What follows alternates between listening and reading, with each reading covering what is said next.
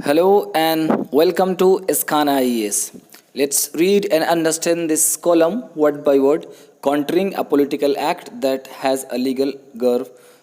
नमस्कार दोस्तों, स्वागत है आपका हमारे इस YouTube चैनल इसखान IES पे। आइए हम लोग इस आर्टिकल को वर्ड बाय वर्ड पढ़ते हैं और समझते हैं। Countering a political act that has a legal गर्व, ये कॉलम लिखा गया है एक सीरियशन राजद्रोह से संबंधित एक एक्ट है जो कि लीगली हमारे आईपीसी में मौजूद है। जिस इस एक्ट को अधिकतर पॉलिटिकल एक्ट की तरह इस्तेमाल किया जाता है, मतलब एक राजनीतिक हथकंडे की तरह इसको यूज़ किया जाता है गवर्नमेंट या स्टेट के द्वारा। तो इस एक्ट से संबंधित ये कॉलम लिखा गया है कि जो पॉलिटिकल एक्ट है और उसमें जो पोशाक है वो एक कॉन्स्टिट्यूशन की लगी हुई है जिसका लीगल गर्व है। तो उसका हम सामना कैसे करें, इस आर्टिकल में कुछ सुझाव दिए गए हैं। इसको हम लोग वर्ड बाय वर्ड पढ़ते हैं और समझते हैं। उसी को कहा गया है काउंटरिंग अ पॉलिटिकल एक्ट के। आइए सामना कैसे करें, किस तरह से करें उस पॉलिटिकल एक्ट का जिसका क्या है एक लीगल गर्व है, मतलब एक कानूनी पोशाक पहने हुए है। मतलब कानून ऐसा लगता है कि ये कानून में बना हुआ है, कॉन्स्टिट्यूशन के अंदर है, डेफिनेटली है भी। तो ये सेडिशन, लेकिन इसका अधिकतर मिसयूज़ होता है स्टेट गवर्नमेंट के द्वारा। तो एक पॉलिटिकल एक्ट की तरह ये प्रयोग होता है। जब भी गवर्नमेंट को लगता है कि ये व्यक्ति या ये स्पेशली पर्सन या मीडिया पर्सन या कोई भी एक्टिविस्ट है जो हमारे विरुद्ध डिसेंट एक्सप्रेस कर रहा है, तो उसको चापने के लिए, उसको सप्रेस करने के लिए इस पॉलिटिकल एक्ट का, उस पर राजद्रोह का एक्ट लगाकर उसको जेल के अंदर बंद कर दिया जाता है। तो इससे रिलेटेड ये आर्टिकल है, एक एक करके हम लोग पढ़ते हैं। देखो, आयशा सुल्ताना ये एक फिल्म मेकर हैं लक्षद्वीप की। उनको बुक किया गया हाल में ही इस बात का दोष लगाकर कि उन्होंने राजद्रोह किया है और उनके स्टेटमेंट जो हैं, जो उन्होंने बयान दिया है, वो नेशनल इंटीग्रिटी को, राष्ट्र की एकता को, उससे खतरा है। तो क्राइम जो है ये रजिस्टर्ड किया गया उनके खिलाफ। कंप्लेन जब की गई, एक लीडर हैं जो भारतीय जनता पार्टी के नेता हैं, उनके द्वारा जब कंप्लेन की गई तो उनके खिलाफ ये केस बुक हुआ। तो मिस सुल्ताना तब वो केरला हाई कोर्ट में आई और उन्होंने एक प्री अरेस्ट बेल ले लिया। मतलब जो अरेस्ट होने से पहले बेल दिया जाता है वो प्री अरेस्ट बेल ले लिया। The court allowed interim bell, court ने उनको एक आर्जी तौर पे बेल दे दिया 17 जून को। मिस सुल्ताना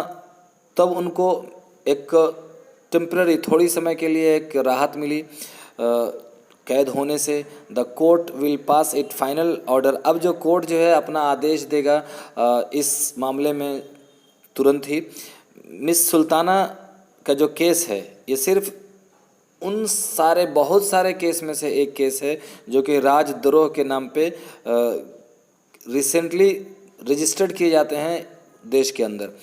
मतलब हाल में जो केस है सीरिएशन, उस एक्ट को लगाकर बहुत सारे लोगों को गिरफ्तार किया जाता है। तो एक मिस सुल्ताना जो कि लक्षद्वीप की थी, उनका ये एक एग्जाम्पल है, सामने केस हिस्ट्री के तौर पर दिया गया है। People have had sedition slapped against them, बहुत सारे लोग ऐसे हैं जिनको राजद्रोह की जो है वो एक्ट है उनको लगा करके उनको क्या कर दिया जाता है, सिर्फ इसलिए क्योंकि वो जो है वो सरकार के खिलाफ हैं। उन्होंने पोस्टर दिखाया प्राइम मिनिस्टर के खिलाफ, प्ले कार्ड्स, मतलब जिस पर लिखा होता है और उसको लोग प्रोटेस्ट में दिखाते हैं, उसको प्ले कार्ड्स बोलते हैं। मतलब सिर्फ इस वजह से कि उन्होंने प्ले कार्ड्स या फिर पोस्टर दिखाया प्राइम मिनिस्टर के खिलाफ। तो मिस सुल्ताना का जो केस है ये बतलाता है कि ये जो पॉलिटिकल स्ट्रेटजी है वो एक तरह से धमकाने के लिए है उन लोगों को जो थोड़ा सा नाराज़गी गवर्नमेंट से दिखलाते हैं। बैकग्राउंड्स एंड इम्प्लीकेशंस, चलिए इसका बैकग्राउंड और इम्प्लीकेशन देखते हैं कि इसका बैकग्राउंड क्या है और किस तरह से इसके अंदर इम्प्लीकेशन है। Miss Sultana is alleged to have use the word, Miss Sultana जो है उनको कथित तौर पे ये इस बात के लिए उनको दोषी ठहराया गया क्योंकि उन्होंने एक वर्ड प्रयोग किया बायो वेपन। मतलब एक बायो वेपन का वर्ड है जो उन्होंने प्रयोग किया टेलीविज़न डिस्कशन में अबाउट द रिसेंट डेवलपमेंट, जो कि अभी लक्षद्वीप में कुछ डेवलपमेंट हुए हैं एडमिनिस्ट्रेटर के द्वारा। तो उसको एक तरह से बायो वेपन बतलाया। ये जो मिस सुल्ताना है उन्होंने कहा कि एक तरह के बायो वेपन की तरह इसको यूज़ कर रही है गवर्नमेंट, जो कि अभी क्या लक्षद्वीप के अंदर in its draft reforms. Actually Lakshadweep के अंदर अगर आप न्यूज़ को रेगुलर पढ़ रहे हैं तो आपको पता होगा कि अभी हाल में ही लक्षद्वीप के अंदर कुछ डेवलपमेंट्स हुए हैं और कुछ एडमिनिस्ट्रल चेंज हुआ है, तो उसमें जो ड्राफ्ट बनाए गए हैं उसके रिलेटेड उन्होंने ये कमेंट किया था। शी सेड, उन्होंने कहा कि it while deliberating over the Lakshadweep administrations actions and omissions that allegedly contributed to the spread of the कोविड-19 पैंडेमिक। उन्होंने कहा कि अभी जो लक्षद्वीप के जो एडमिनिस्ट्रेटर हैं उनके काम करने के स्टाइल ने कथित तौर पे कोरोना को, कोविड-19 को फैलाया है इस आइलैंड पे, जो कि बिल्कुल वायरस से फ्री था 2020 में। मिस सुल्ताना ने ये भी इंडिकेट किया कि जो उनका पटिशन है कोर्ट के सामने और एंड टू द मीडिया और मीडिया के सामने, that she is apologetic about the word used. वो इस तरह से उनको दर्शाया गया, या वो खुद उन्होंने अपने आप को दर्शाया कि वो क्या है, उनको अफसोस है अपने जो उन्होंने जिस वर्ड को यूज़ किया। In an interview she said, एक इंटरव्यू में उन्होंने कहा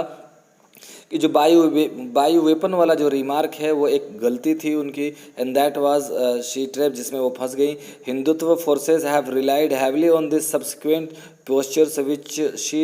पब्लिकली मेड। एक्चुअली यहाँ पे हिंदुत्व कुछ ऐसी शक्तियाँ हैं जिन्होंने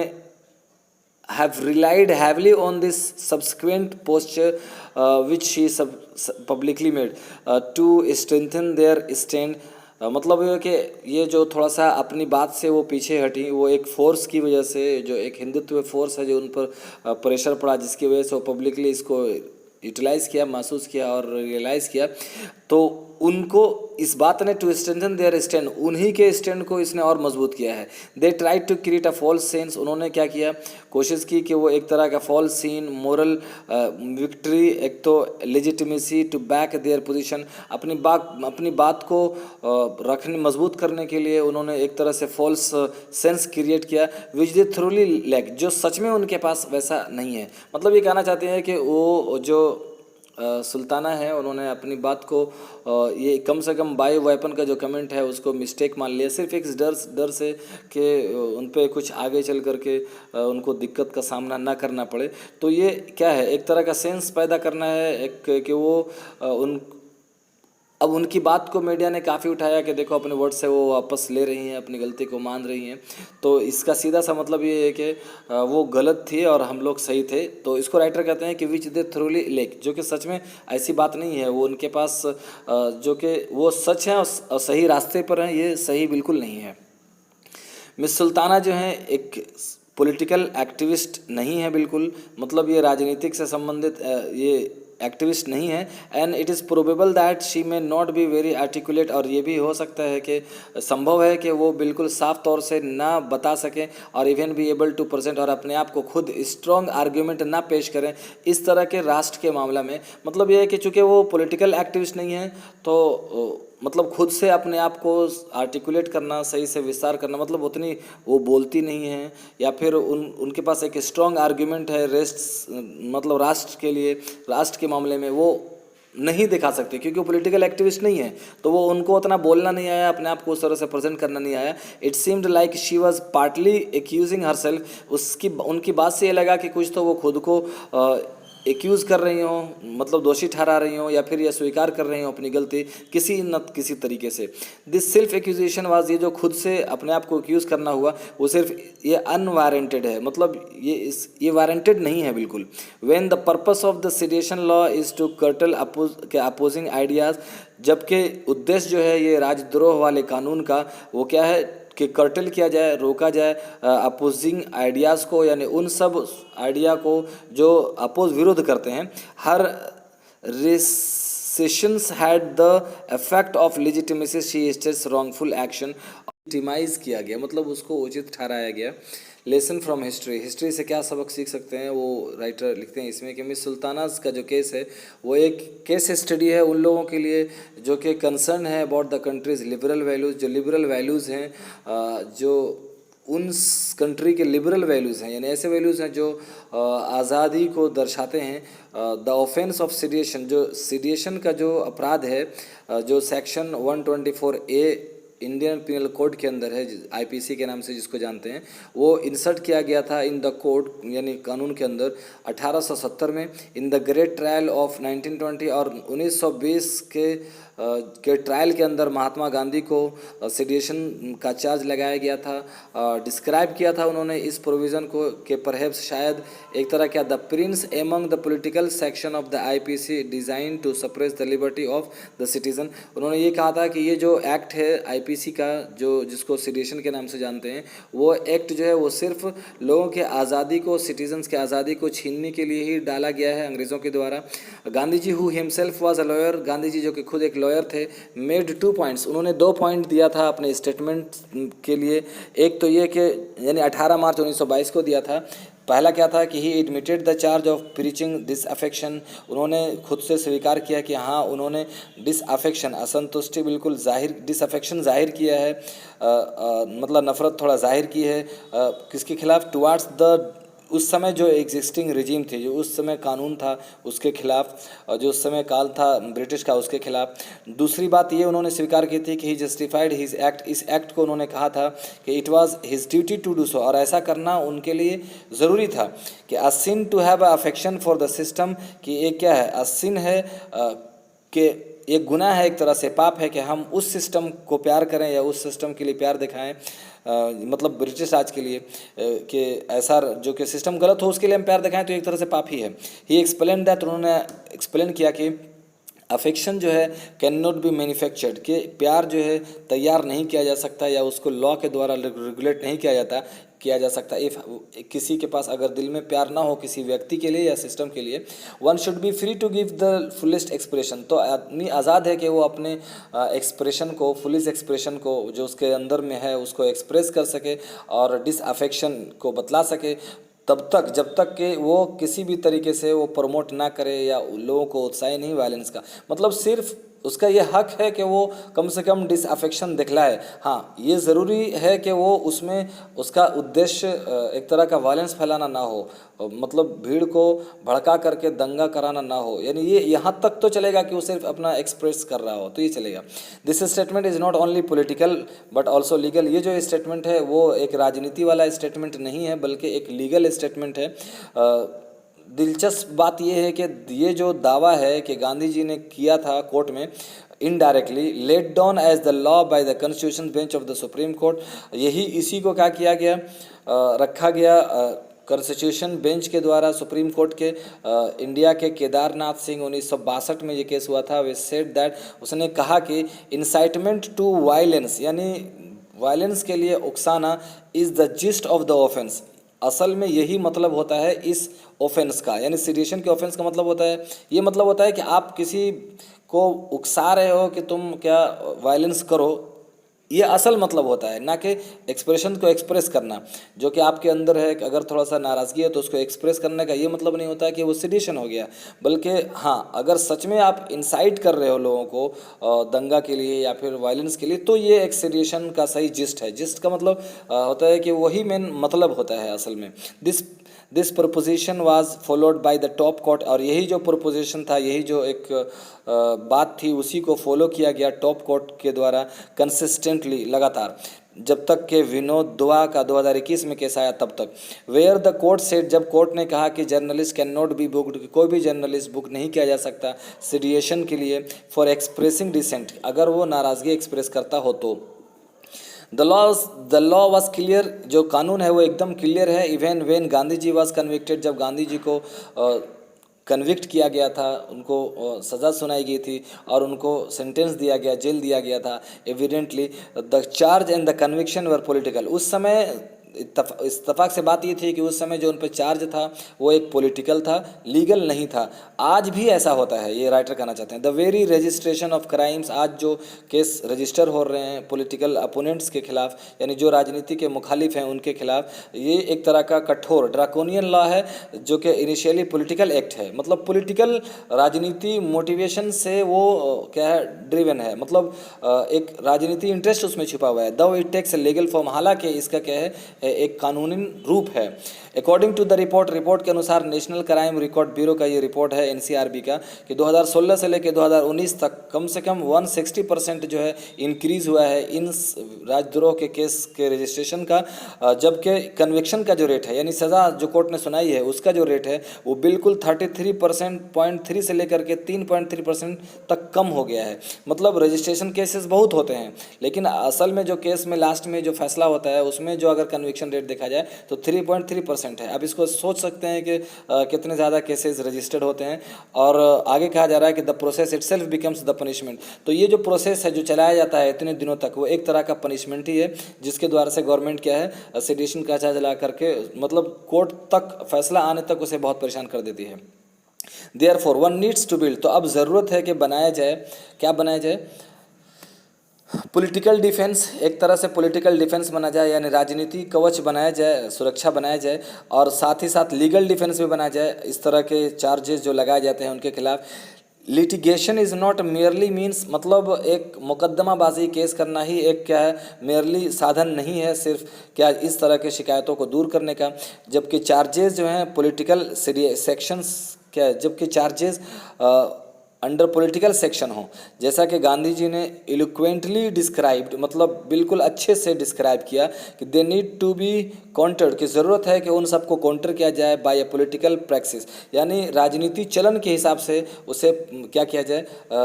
प्रैक्टिस किया जाए। मतलब राइटर यहाँ पर कहना चाहते हैं कि देखो ये लिटिगेशन ही और मुकदमाबाजी ही बहुत बड़ी चीज़ नहीं है, अगर इसका मुकाबला इस तरह से किया जा सकता है कि जो गवर्नमेंट इस तरह से ऐसा कर रही है तो उनको हम पॉलिटिकली रिप्लाई करें, जब वो हमारे पास मैंडेट के लिए आफ्टर 5 ईयर्स वो आते हैं तो हम उसको जवाब दें। मतलब ये इस तरह से पॉलिटिकल डिफेंस बनाया जाए, इसके लिए ये राइटर कहना चाहते हैं और यही गांधी जी का उद्देश्य भी था। Only such a course would expose the egregious motive, तो इस तरह का ही जो काम है अगर किया जाएगा तो वो जो बहुत ही घिनौना मोटिव है स्टेट का वो क्या करेगा, जो कि वो बदनाम करना है, इन एक्यूजिंग इट सिटीजन, के वो बदनाम करती है अपने सिटीजन को, एक्यूज़ करती है इस तरह के ऑफेंस का जो कि सेडिशन है, राजद्रोह से रिलेटेड, विदाउट एनी लीगल और फैक्चुअल फाउंडेशन, जो कि बिना बेबुनियाद हुआ करते हैं जो भी हो। ओनली सच रेसिस्टेंस, इस तरह का रेसिस्टेंस अगर हम इस तरह से हम उत्तर देते हैं तो would be able to re educate, तो हम क्या कर पाएंगे, री एजुकेट कर पाएंगे अपने जुडिशियल इंस्टीट्यूशंस को कानूनी तौर पर, और फिर हम हिस्ट्रिकली इतिहास के रूप से भी, and to ensure dialogue democracy, और फिर हम लोग क्या कर पाएंगे डेमोक्रेसी को सुनिश्चित कर पाएंगे। यानी हर व्यक्ति फिर अपनी अपनी जो डेमोक्रेसी है कि उसमें आदमी अपनी बात को एक्सप्रेस कर सकता है, वो खुली तौर पर एक्सप्रेस कर पाएगा। अनफॉर्चुनेटली, बदकिस्मती से मिस सुल्ताना का जो सब्सिक्वेंट एक्सप्रेशन है, जो रिग्रेट बाद में किया उन्होंने, अफसोस जताया अपनी बात पे, वो does not pass this political test, वो इस पॉलिटिकल टेस्ट से पास नहीं हुआ। मतलब वो होता है कि वो थोड़ा सा हार मान गई और अपनी गलती को स्वीकार कर लिया, हालांकि उनकी वो गलती नहीं थी, वो सिर्फ मतलब होता है कि ये एक पॉलिटिकल टेस्ट नहीं है क्योंकि आप उसमें फेल हो चुके हैं, क्योंकि आपने क्या किया, थोड़ा सा आपको रिसिस्ट होना चाहिए। She could have asserted that, वो आप दावा कर सकती थी कि वर्ड शी यूज्ड, वो वर्ड जिसने प्रयोग किया वो सही था और प्रॉपर था, it was possible for her to justify, और उसको जस्टिफाई करना उसके लिए संभव था। इस तरह से वो capable of exposing the regimes, और वो क्या थी, इस बात के लिए भी सक्षम थी कि वो इस तरह के रिजीम को क्या करती, जो कि अनप्रिंसिपल रिजीम है और अनप्रिंसिपल अप्रोच है Lakshadweep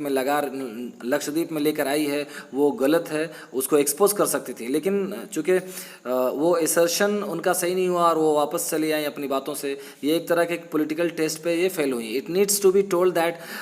it needs to be, ऐसा भी कहा जा सकता है कि ब्रिटिश राज जो होता है वो ड्रैकोनियन प्रोविज़न को तभी यूज़ किया करता था जबकि वो स्पीच और राइटिंग रिजल्टेड इन, जबकि कोई भी ऐसी स्पीच या किसी का लिखना रिजल्ट करता हो वायलेंस को, there was at least remote connection, या फिर कम से कम दूर का भी एक रिश्ता हो जो कि क्या करे, खुल्लम खुल्ला इस एक्ट को और सोशल डिस्टर्बेंस को डिस्टर्ब करे। मतलब कहना चाहते हैं कि अंग्रेज़ भी जब इसको यूज़ क्या करते थे तो इस तरह की बातें खुल्लम खुल्ला रिटर्न हुआ करता था, या फिर ऐसा लगता था कि ये सच में ये शांति भंग करने के लिए ऐसा किया जा रहा है। तो बाल गंगाधर तिलक को भी इस 1897 में इस आर्टिकल, उन्होंने आर्टिकल लिखा था, उस पे इल्ज़ाम लगाया गया था, और जो कि आर्टिकल क्या था 1897 में, ऑन एन एक्यूजेशन दैट, इस बात पर कि उन्होंने एक आर्टिकल लिखा, केसरी मराठी पेपर था उनका, उनके द्वारा लिखा गया, उसमें इंसाइटेड वायलेंस, कि उन्होंने क्या किया, इंसाइट किया वायलेंस को, that lead to the killing of 2 British officer, जिससे कि 2 ब्रिटिश ऑफिसर्स मारे गए। तिलक वॉज कन्विक्टेड, तिलक को कन्विक्ट किया गया, सजा सुनाई गई और उनको जेल भी दी गई, टू अंडरगो रिगोरस इम्प्रिजनमेंट, और उन पे कठोर मतलब सज़ा दी गई, उनको कारावास दिया गया कठोर 18 महीने के लिए। 1908 में उन्होंने ही वॉज अगेन ट्राइड, फिर उनको दोबारा इसी केस के तहत उन पर मुकदमा चला, लेटर सेंटेंस हुए, उनको बाद में फिर जेल की सज़ा सुनाई गई। वो लिखने के लिए एक seditious word articles and by connecting them with certain instances, उसको भी कनेक्ट किया उन्होंने एक सोशल डिसऑर्डर से। Post independence in Kedarnath Singh, और इसी तरीके से पोस्ट आज़ादी के बाद केदारनाथ सिंह केस में द एक्विजिशन एमंग अदर्स, और एक ये भी एक्विजिशन दूसरे लोगों से मिलाकर वाज दैट के केदारनाथ जो है एक जो थे फॉरवर्ड कम्युनिस्ट पार्टी के लीडर थे, हैड असर्टेड, उन्होंने दावा किया था कि उनका विश्वास है कि इन रिवोल्यूशन के क्रांति में कहा था उन्होंने कि in the flames of which the capitalist, की जिस यानी कि उन ज़मींदार और कांग्रेस, इंडिया के कांग्रेस के नेता और जो पूंजीवाद लोग हैं, ये सब अपने ही आग में जल जाएंगे और जलकर राख हो जाएंगे। तो ये इस वर्ड को उन्होंने यूज़ किया था। तो the court said that, court ने कहा था कि कमेंट्स, इस तरह का कमेंट्स हाउएवर स्ट्रांगली वर्डेड है, मतलब इतना स्ट्रांग नहीं होना चाहिए, लेकिन expressing disapprobation of action of the government, लेकिन अगर किसी भी गवर्नमेंट की पॉलिसी या एक्शन से एक स्ट्रॉन्ग डिसअप्रूव करना, मतलब उसको नापसंद करना, बिना फीलिंग्स के, बिना बिना उस भावनाओं को एक्साइट करने के, जिसमें अगर कोई एक्साइट नहीं कर रहा हो, we generate the inclination to cause public disorder, यानी कि लोगों को भड़का ना रहा हो जिससे कि शांति भंग होती है जनता की, by the act of violence, एकदम खास करके वायलेंस के एक्ट से, वुड नॉट बी पेनल, तो वो दंडनीय नहीं है। मतलब इसमें कोर्ट ने इसको नोटिस करके, ऑब्जर्व करके कहा था कि चलिए ये स्ट्रॉन्ग वर्ड्स है जो उन्होंने यूज़ किया, लेकिन अगर स्ट्रॉन्ग कोई अपोजिशन एक्सप्रेस कर रहा है तो इसका ये मतलब नहीं है कि उसको सेडिशन के दायरे में रखा जाएगा और उस पर फिर दफ़ा चलेगा, उसको दंडित किया जाएगा। हाँ, ये कठोर वर्ड हैं, लेकिन चूँकि किसी भी एक्ट से, उनके एक्ट से ये नहीं पता चल रहा है कि उन्होंने एक्साइट किया हो लोगों को या फीलिंग्स को क्या किया हो कि वो दंगा करने की ओर या फिर पब्लिक डिसऑर्डर होने के लिए ऐसा किया हो, तो ये एक एक्ट ऑफ वायलेंस में नहीं आता,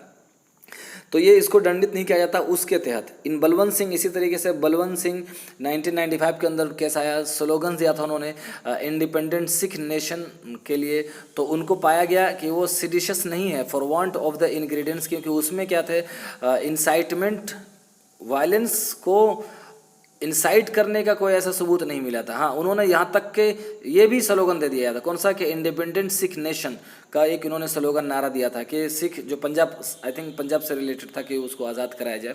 लेकिन चूँकि उससे वायलेंस नहीं हुआ और वायलेंस नहीं कराने का इरादा था, तो इसको जो है इस सेडिशन में नहीं रखा गया। None of these prominent cases, जो इस तरह के प्रोमिनेंट महत्वपूर्ण केसेस हैं, relied on the mere use of words, तो उन्होंने भी वर्ड्स के यूज़ करने पर सिर्फ, या फिर एक तरह का वर्ड्स को या एक्सप्रेशन को एक्सप्रेस करने पर ही उन्होंने क्या, इसको ऑफेंस या अपराध नहीं माना। न्यू जुडिशियल एक्टिविज्म, अब ज़रूरत है जुडिशियल एक्टिविज्म की। जुडिशियल एक्टिविज्म का मतलब होता है कि जो जुडिशरी है वो खुद एक सो मोटो कॉग्निजेंस ले, इसका संज्ञान ले और उस पर काम करे। मतलब ये कि कोर्ट से बाहर आकर उस पर, मतलब ये कि खुद से प्रोएक्टिव हो जाए। बट आफ्टर 2014, मतलब 2014 के बाद, cases of seditions are frequently and intentionally registered, के जो सेडिशन के चार्ज हैं राजद्रोह के, वो अधिक ज़्यादातर और जानबूझकर रजिस्टर किए जाते हैं, मेनली वर्ड्स के ऊपर, कि ये वर्ड्स बोले गए हैं, लिखे गए हैं या फिर ट्वीट किए गए हैं। This can have a chilling effect on people's movement, ये जो है एक तरह का बहुत बड़ा प्रभाव है लोगों के मूवमेंट पे। द क्लियर पॉलिटिकल ऑब्जेक्ट है, यानी क्लियर राजनीति उद्देश्य है इन सब जो लगाए गए हैं लॉ को यूज़ करने के लिए, to create an atmosphere of fear, और लोगों को डराने धमकाने के लिए सब यूज़ किया जाता है सेडिशन का। दिस इज इन अ वे, ये इस तरीके से है कि the price which the country had to pay for the retentions of the law of sedition, यानी वो जो कीमत देश ने चुकाई थी लॉ ऑफ सीडिएशन का एमंग अदर्स ड्रैकोनियन लॉज उन्हीं में से एक है कि क्या जो जो कठोर कानून है उन सब में से। इसीलिए supreme court of India, India के सुप्रीम कोर्ट को या फिर हाई कोर्ट को चाहिए कि वो सो मोटो कॉग्निजेंस ले, मतलब खुद इस बात का संज्ञान ले, मतलब खुद इस पर वर्क करे और इन सब इंसिडेंट को देखे वेयर द स्टेट ऑस्टेंसिवली, जहाँ के स्टेट जो है जाहिर तौर से यूज़ कर रही है और ड्रैकोनियन लॉज को सप्रेस करने के लिए क्रिटिसिज्म को, एक आलोचना को या प्रोटेस्ट को जो कि गवर्नमेंट के खिलाफ होती है। ये बहुत डिफ़िकल्ट है बट नॉट इम्पॉसिबल, ये काफ़ी, लेकिन ये